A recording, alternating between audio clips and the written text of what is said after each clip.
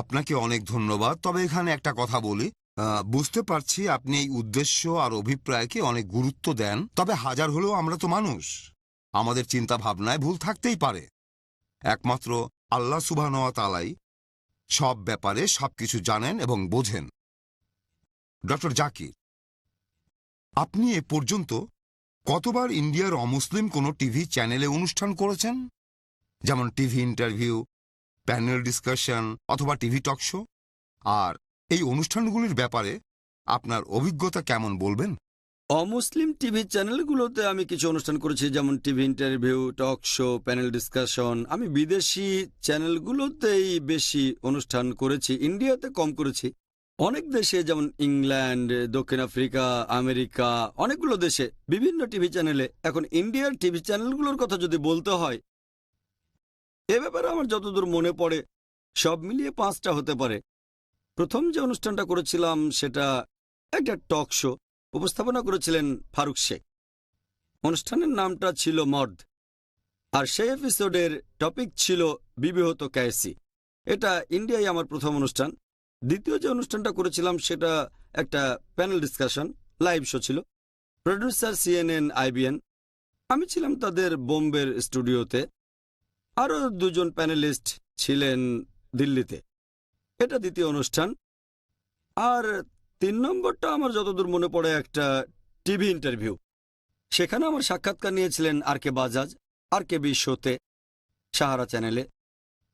4 নম্বর এটাও ছিল একটা টিভি ইন্টারভিউ, একটু আলাদা ছিল, ওয়াক দ্য টক। এখানে ছিলেন শেখর গুপ্ত, ইন্ডিয়ান এক্সপ্রেসের এডিটর ইন চিফ, NDTV-তে।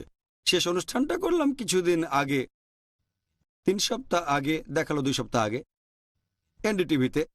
অনুষ্ঠানটার নাম ছিল উই দ্য পিপুল। উপস্থাপনায় বারখা দত্ত। টপিক ছিল মুসলিম আইডেন্টিটি। যতদূর মনে পড়ে এই 5টা অনুষ্ঠানই আমি করেছি। মাত্র 5টা অনুষ্ঠান করেছেন আপনি? এতগুলো বছরে হাজার হাজার লেকচার দিয়েছেন, কিন্তু টিভিতে অনুষ্ঠান করেছেন মাত্র 5টা? যদি আপনি বলেন যে অনুষ্ঠানগুলোতে আপনাকে ডাকা হয় না? আমাকে অনেকবারই বলা হয়েছে, কয়েকশোবার আমন্ত্রণ জানানো হয়েছে এইসব টক শো আর প্যানেল ডিসকাশনে। কয়েকশোবার তো হবেই। অনেক চ্যানেলে অনুরোধ করেছে, নাম বললে চিনতে পারবেন আপনারা। বেশিরভাগ চ্যানেলে এখন টক শো হয়। আমাকে অনেক চ্যানেলে আমন্ত্রণ জানিয়েছে, সব মিলিয়ে কয়েকশোবার হবে। তবে সত্যি কথা বলতে, আমার লেকচারগুলো পৃথিবীর বিভিন্ন স্যাটেলাইট চ্যানেলে দেখানো হয়। আমি চাই না যে লোকজন দেখুক আমার কথাগুলো বদলে গেছে, কারণ আমি জানি পর্দার আড়ালে কি হয়। আর ব্যক্তিগতভাবে আমি এটা মনে করি যে এসব অনুষ্ঠানের বেশিরভাগই তাদের টপিকটা আসল উদ্দেশ্য না, কারণ আমার মনে হয় যে স্বাভাবিক পরিস্থিতিতে এমনটা হবে না। আমি এখন একজন মিডিয়ার মানুষ, আমাকে বিভিন্ন স্যাটেলাইট চ্যানেলে দেখানো হয়। আর শুধুমাত্র পিস টিভি, আলহামদুলিল্লাহ, আমাদের দর্শক সংখ্যা 10 কোটির উপরে।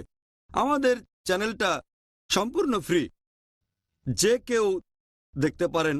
এখানে বিভিন্ন পাবলিক লেকচার বা টিভি টক শোতে কোনো প্রডিউসার নেই। আমরা দৃষ্টিভঙ্গিটা বদলাচ্ছি না। বিভিন্ন মুসলিম চ্যানেলগুলোর ব্যাপারে আমার আপত্তি নেই, কারণ আমি জানি যে তারা আমার কথাটা পাল্টাবে না। আমি মুসলিম চ্যানেলগুলোতে কয়েকটা অনুষ্ঠান করেছি।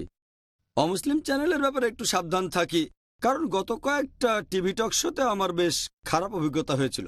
এই খারাপ অভিজ্ঞতা, আর যখন অনুষ্ঠানের অন্যান্যদের সাথে কথা বলেছিলাম যারা আমার মতো এসেছিল, তাদের অভিজ্ঞতা ভালো না। আর আপনি ঠিক বলেছেন যে আগে থেকে একজন মানুষের উদ্দেশ্য বুঝতে পারবো না যদি না সে জায়গা মতো খারাপ কাজটা করে ফেলে। আমি সেখানে অনুষ্ঠানের অন্যান্য অতিথিদের সঙ্গে কথা বলেছি, সেই সব মানুষের কথা বলছি যারা মিডিয়া সম্পর্কে জানেন না। যদি কারো মিডিয়া সম্পর্কে ধারণা না থাকে, তাহলে পর্দার আড়ালে কি হচ্ছে বুঝতে পারবেন না। টকশোটা প্রচার করার পরে আপনি বলতে পারবেন, নিশ্চিত হতে পারবেন যে মডারেটরের উদ্দেশ্যটা কি আর প্রডিউসারের উদ্দেশ্যটাই বা